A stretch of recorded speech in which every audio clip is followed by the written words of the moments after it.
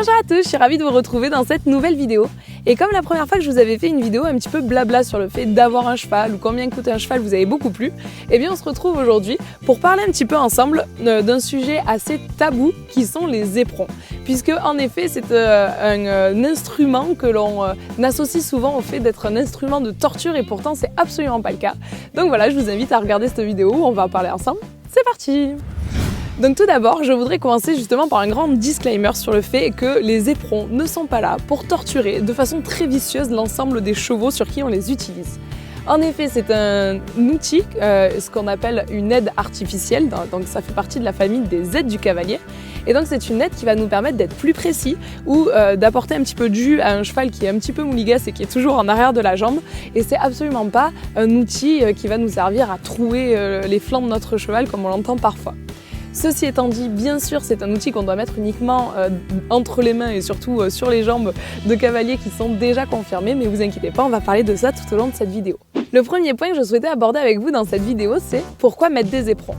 Eh bien tout simplement, le fait d'avoir des éperons, à partir d'un certain niveau, ça va vous apporter pas mal de précision dans vos aides. Je m'explique. Lorsque l'on met son talon sur un cheval, eh bien il y a toute cette zone-là qui va toucher le ventre du cheval. A l'inverse, lorsqu'on se sert de façon plus précise de notre éperon, eh bien la pointe de l'éperon se réduit à ça. Donc du coup, on devient beaucoup plus précis. Et je vous pose la question, vous, si un jour vous avancez pas, vous préfériez qu'on vous donne des grands coups de pied dans le ventre pendant 1 heure de temps à vous rentrer dedans jusqu'à ce que vous daigniez avancer, ou est-ce que vous préféreriez être chatouillé en un point précis qui vous donnera un petit peu l'impulsion et vous fera aller vers l'avant? Moi, très franchement, j'hésite pas une seconde et je choisis la deuxième option parce que les grands coups de pied dans le ventre ou des fois on entend même résonner à l'intérieur du ventre du cheval, je suis pas sûre que ce soit pas ça plutôt la torture du cheval. Donc, l'éperon va apporter cette précision-là puisqu'à partir d'un certain niveau, chez le cavalier, la position de la jambe va déterminer énormément de choses différentes chez le cheval. Par exemple, une jambe légèrement en arrière de la sangle va potentiellement demander de l'incurvation, demander au cheval de venir se ployer autour de cette jambe au centre. A l'inverse, une jambe un poil plus reculée, ça va peut-être demander aux hanches de sortir et demander au cheval de chasser les hanches. Et tout ça, le fait d'avoir un éperon va apporter la précision pour, sur ça de distance sur le ventre du cheval, dire ici je te demande de t'incurver, ici je te demande de chasser tes hanches. La deuxième chose, c'est qu'en fait, on ne se sert pas de l'éperon tout au long de la séance. Donc pour ceux qui se demandent l'éperon est-il addictif ou non, la réponse est plutôt non. En effet, sur un cheval un petit peu mou, lorsqu'on va mettre des éperons, effectivement, il va avoir tendance à s'y habituer et à répondre plutôt aux éperons. A l'inverse, quand on se sert de l'éperon uniquement pour apporter un petit peu de précision, eh bien, ça ne va pas être addictif tout simplement parce qu'on ne va pas se servir de l'éperon toute la séance, encore une fois. 90% du temps de votre séance, ça va être votre jambe qui va être au contact. Et au moment où vous en aurez besoin, vous allez pouvoir sortir votre éperon. On appelle vraiment ça sortir l'éperon. Et hop, le replacer à sa place.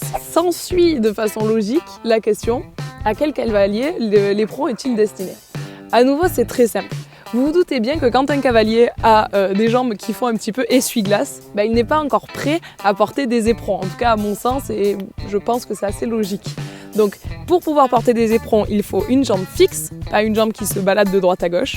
Et deuxième chose, peut-être encore plus importante, ne pas avoir les pieds qui sortent en canard. Vous savez, quand on regarde des cavaliers de face, des fois on voit un petit peu leur pointe de pied qui s'ouvre comme ça très tranquillement. C'est souvent des cavaliers qui malheureusement ne ferment pas assez l'intérieur de leur cuisse et l'intérieur de leur mollet et qui sont du coup avec un bassin trop ouvert, on va dire, à cheval. Et du coup, ils ont les pieds qui sortent en canard et du coup, leurs talons sont tout le temps au contact. Vous vous doutez bien que ces cavaliers-là, s'ils mettent des éperons avec des jambes tout le temps au contact, ça va pas trop faire. Donc les éperons sont réservés à des cavaliers qui, 1, ont la jambe fixe, 2, ont le pied parallèle au ventre du cheval. Dans ces deux conditions-là, pas de problème pour utiliser les éperons. Troisième chose, et ça c'est pas dans les règles, mais ça c'est quelque chose qui me semble évident à moi en tant que monitrice, j'interdis tout à fait le fait d'utiliser des éperons pour des cavaliers qui ont un peu ce qu'on appelle des sautes d'humeur à cheval, qui d'un seul coup vont trouver que le cheval est un peu trop mou et papa, 2 grands coups de talon. Moi ceux-là, je leur fais moyennement confiance quand ils peuvent d'un seul coup un petit peu vriller dans leur tête et s'attaquer un peu trop fort à leur cheval. Et du coup, je leur conseille d'arrêter d'avoir ces sautes d'humeur horribles parce que le pauvre cheval, généralement, quand il y a des petites erreurs de la part du cheval, elles viennent dans 90% des cas du cavalier, hein, arrêtez de toujours remettre la faute sur le cheval. Dans un deuxième point, si le cavalier a des sautes d'humeur comme ça, je lui conseille de ne pas porter d'éperon parce que c'est quand même pas au cheval d'en pâtir.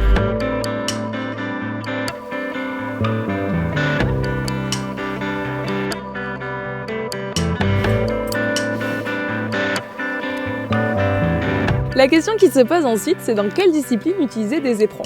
Eh bien c'est très simple, vous pouvez utiliser des éperons dans toutes les disciplines, sauf en voltige, c'est la seule discipline où les éperons sont totalement interdits. On va avoir différents types d'éperons qui seront adaptés, qui vont varier en fonction de la discipline, dressage, obstacle, cross, on ne va pas utiliser les mêmes éperons, et en fonction à nouveau de l'effet recherché. On va avoir certains éperons qui seront adaptés à juste mettre un cheval en avant de la jambe, donc faire en sorte que le cheval avance un peu plus, et d'autres éperons qui seront plus adaptés au fait d'être plus précis. L'éperon le plus gentil qui existe au monde, c'est l'éperon à molette. Alors c'est bizarre puisque nous, dans nos têtes à nous, dans un premier temps, se dire un éperon à molette, oh mon dieu c'est tellement méchant parce qu'on les voit dans les films de cow-boys, mais en fait les éperons à molette c'est les plus gentils et c'est ceux qu'on conseille chez le cavalier qui n'en a jamais porté.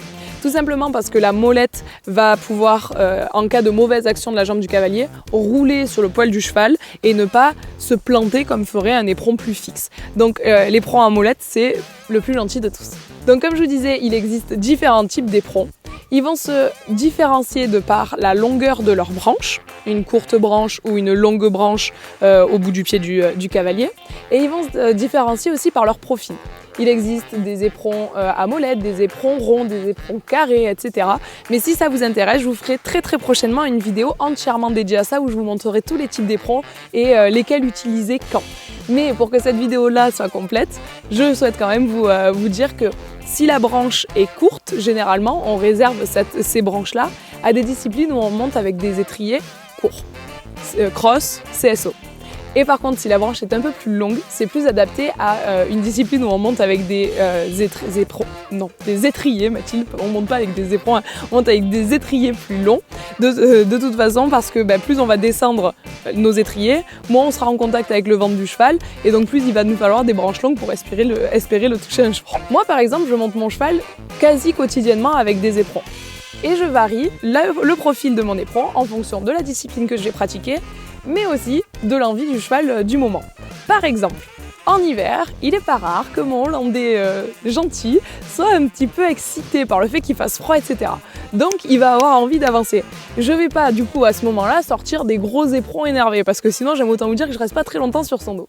Je vais donc, les jours d'hiver où il est un petit peu excité, je vais opter pour des petits éperons à molette. Juste apporter un petit peu de précision de temps en temps, mais surtout pas avoir d'éperons fixes.